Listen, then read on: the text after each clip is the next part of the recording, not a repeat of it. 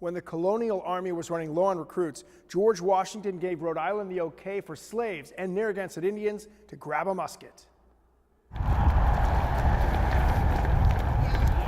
The pounding of sneakers on the cold pavement for the annual Martin Luther King Day Jr. Torch Run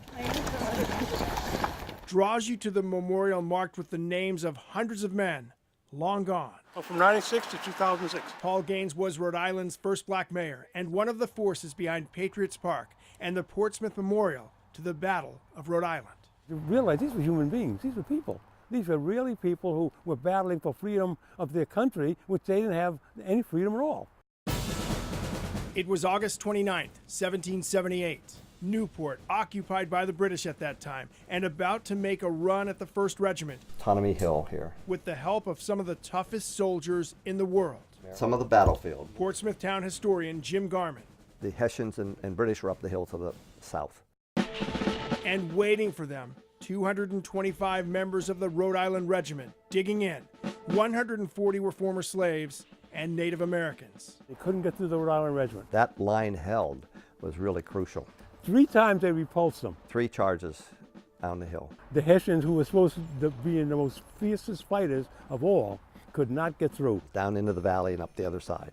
And 3 times they were repelled. The battle is credited with saving thousands of other U.S. soldiers who were behind the line that was held that day.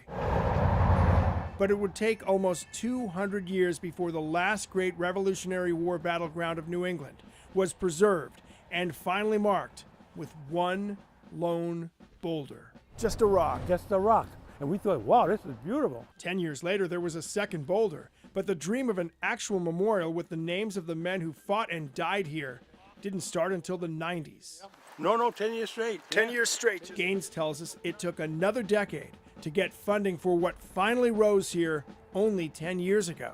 It really shouldn't have taken that long. It should not have taken that long. School kids should be coming out there. Teachers should be using that as a teaching tool. To come out, to bring the kids out, the youngsters, and sit and have a lunch and talk about what these soldiers did. American history has been pretty lily-white for a long time. I think that it's a little bit of a balancing act, a better perspective on it.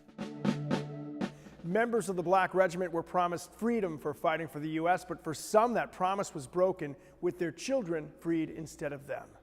Walt Buteau, Eyewitness News.